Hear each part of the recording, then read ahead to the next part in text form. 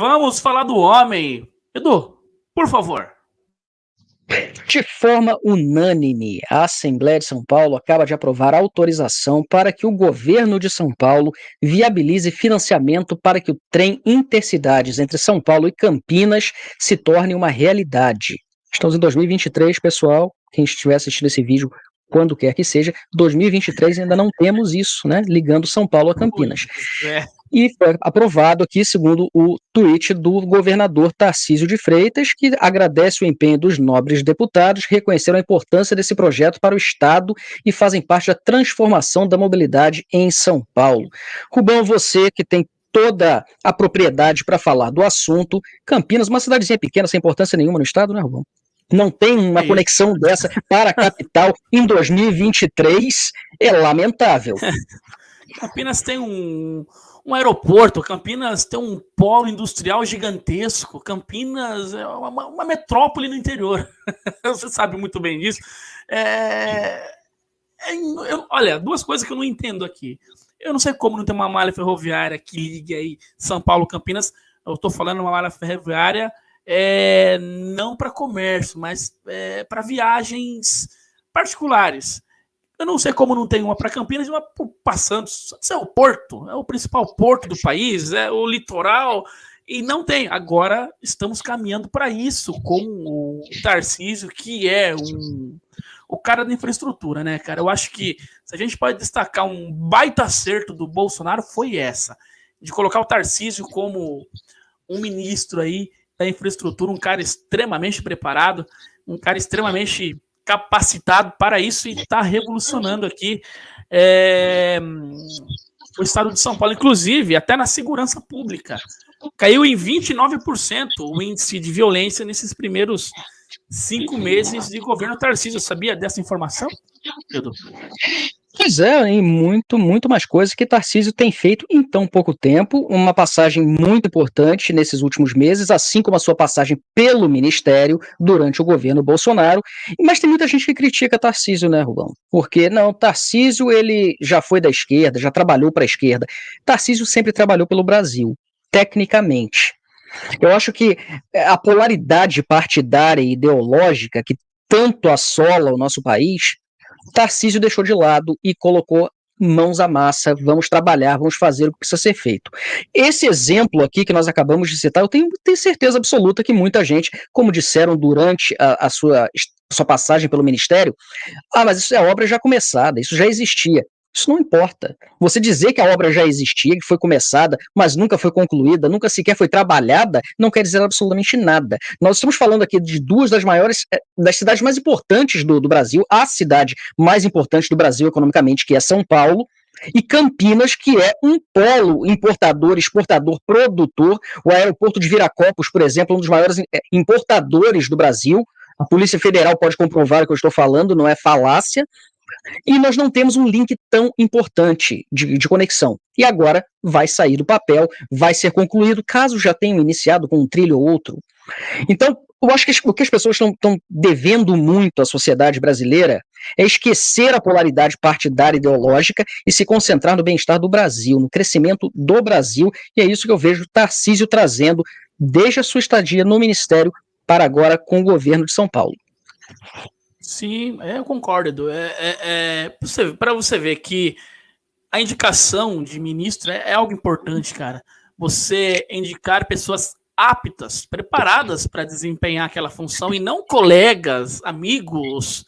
É uma das coisas que foi combatido no último governo, que eu tiro o chapéu. Não tinha mais aquele negócio de rachar o ministério.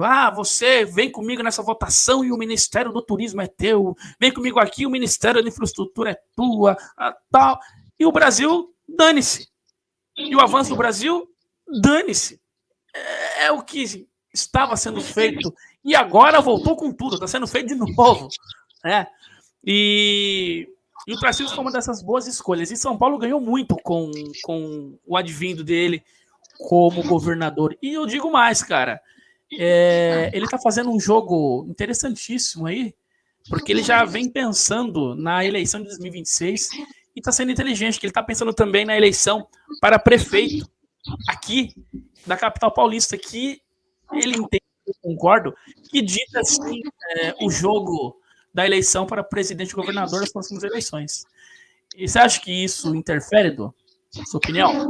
Certamente que sim. Imagina se você tem uma base de prefeitos dentro do estado que apoiam o governo estadual, a força é muito maior. O estado inteiro vai poder se desenvolver na mesma velocidade, o que é extremamente importante. Nós estamos falando de um estado, não só pela importância da capital e de toda o parque industrial do estado de São Paulo, mas pelos recursos que esse estado tem.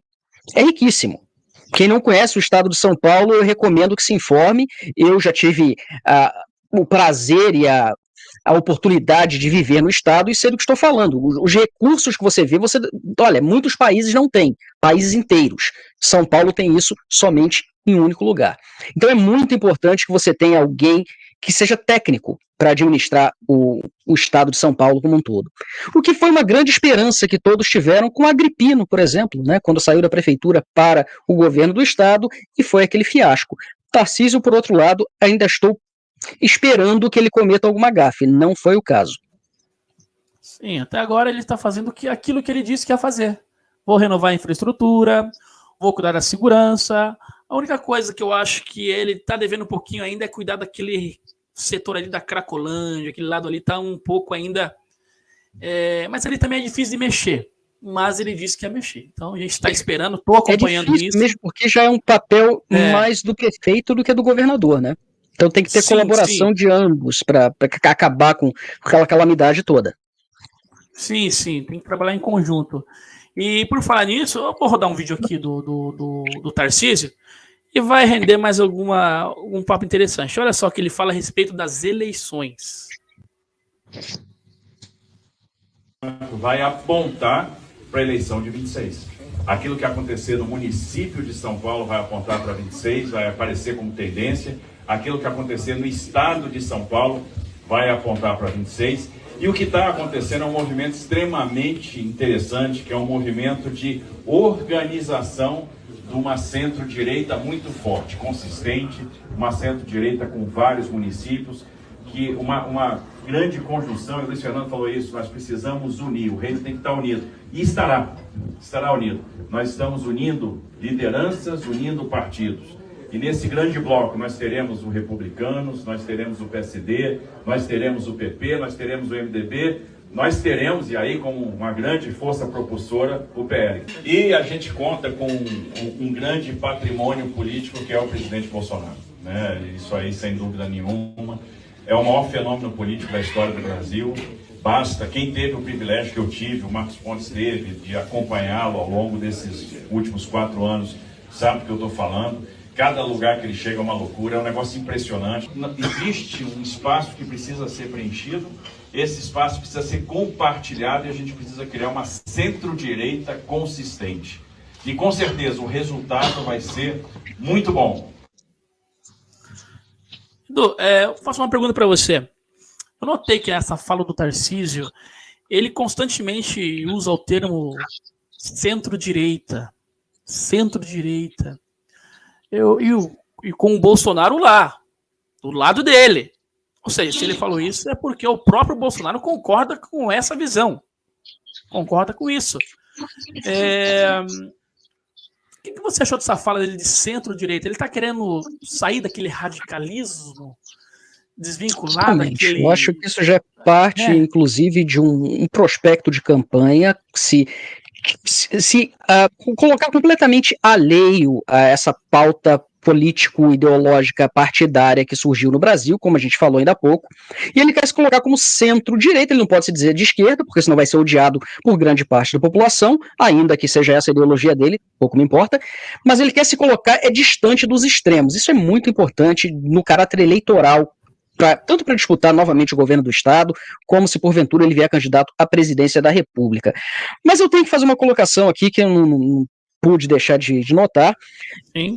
Todo mundo que já me conhece, Rubão, você sabe muito bem que eu sou dilmólogo, né? Eu sou estudioso das ciências dilmológicas da coisa, e eu me lembro aqui de uma fala muito importante, que é daquela figura que se escondia atrás de cada criança, o cachorro, o invisível da Dilma, Eu vi uma figura quase invisível ali atrás do Tarcísio, então não pude deixar de ligar uma coisa com a outra. Embora todos nós saibamos que Bolsonaro estava ali presente, ele não estava no palco ali, ele não estava com a luz, o holofote em cima dele. O holofote estava em Tarcísio e nós vimos aquela figura ali de apoio, né, o elenco de apoio na figura do ex-presidente, que é um apoio, como o próprio Tarcísio falou, extremamente importante, mais uma vez no caráter eleitoral, administrativo, de forma alguma. Tecnicamente, Tarcísio se sustenta, não precisa de ninguém, mas para se sustentar politicamente é muito importante esse apoio do ex-presidente para aqueles que o apoiaram, claro, grande parte da população brasileira, e ele se colocando ao centro, fugindo do extremismo, quiçá conquistará a outra parte que possivelmente tenha votado no atual presidente. Sim, concordo. E uma coisa que vale destacar também é a consciência do Bolsonaro nessa situação, porque eu não vi o atual presidente fazer essa jogada apoiando outra pessoa, mesmo quando ele estava por baixo, né? O Jair não tem essa dificuldade em apoiar. Não tem problema. Se é ele que é hoje o braço forte, vamos com ele. Eu acho isso interessante e louvável. Tem que elogiar, sim. Eu tenho críticas ao Jair, mas isso é de se elogiar. É a atitude de alguém que pensa no Brasil. É a atitude de alguém que agora está pensando no bem da nação. Agora sim. Porque hoje, eu falo por hoje, 22 de junho de 2023, eu acho que não tem candidato para presidente melhor do que o Tarcísio, na minha opinião. Hoje, amanhã tudo pode mudar. Concordo plenamente e vou levar o teu elogio um pouco mais adiante. Eu creio que esteja sendo extremamente difícil para o ex-presidente ter que considerar um outro candidato. Primeiro passou por tudo aquilo desde outubro, não é? Perder a eleição da forma que perdeu, ter que, enfim, sair do Brasil por sua escolha, mas deve estar sendo extremamente difícil para ele, no caráter pessoal. Ter que estar dando apoio a um outro possível candidato, tendo em vista que o fato de ele não poder ser candidato, possivelmente, a partir da semana que vem a gente vai saber, nas eleições de 2026. Então esse apoio vem com muita dificuldade, eu acho que com muita dor da parte dele, não deve ser fácil, e isso é mais louvável ainda do que um simples apoio, um endosso, né? Não é isso que ele está fazendo, ele está se colocando ao lado de Tarcísio. O que me confunde um pouco, Rubão, porque eu vejo pessoas que são extremamente extremistas, aqui sendo bem redundante em termos de apoio ao ex-presidente, mas criticam uma possível candidatura de Tarcísio. Eu não entendo esse pessoal, com toda a franqueza. Faz algum sentido para você? Nenhum. Eu acho, né? Eu tenho para mim, cara, que essa idolatria que se criou na figura do mito, como falam, acho que nem o próprio Jair se sente à vontade com isso, cara. Acho que nem ele se sente tão à vontade com essa situação, muitas das vezes.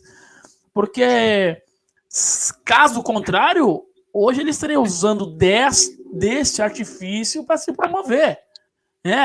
Para convocar a galera aí para vamos lá na frente do julgamento TSE, vem comigo, Brasil. Não, ele não está fazendo nada disso. Então, acho que muito dessa idolatria ele acaba sendo vítima. E as pessoas muitas vezes não entendem isso e elevam essa potência aí em N vezes e acaba atrapalhando. Foi por culpa de pessoas assim que hoje nós temos quem nós temos no poder, cara. De forma precisa, eu não colocaria melhor. E realmente, o problema do ex-presidente não foi simplesmente diversas falhas durante a sua administração, porque sim, tiveram, não vamos negar aqui. Mas principalmente os chamados apoiadores, né, que são pessoas tidas colocaram este rótulo de radicais, porque de fato tiveram atitudes radicais. Por exemplo, fui cancelado algumas vezes, e a primeira vez que eu sofri um cancelamento foi há 2 anos e meio atrás, quando eu disse que o presidente da República, fosse quem fosse, era apenas um servidor público e deveria agir como tal. Fui expulso de salas de Twitter e tudo, porque como você pode estar falando mal do meu presidente? Não estava falando mal, estava apenas citando o que é o cargo. Mas a ala dogmática, vai virar um dogma, não é? Radical, que supostamente o apoiaria, destruiu a sua chance de reeleição.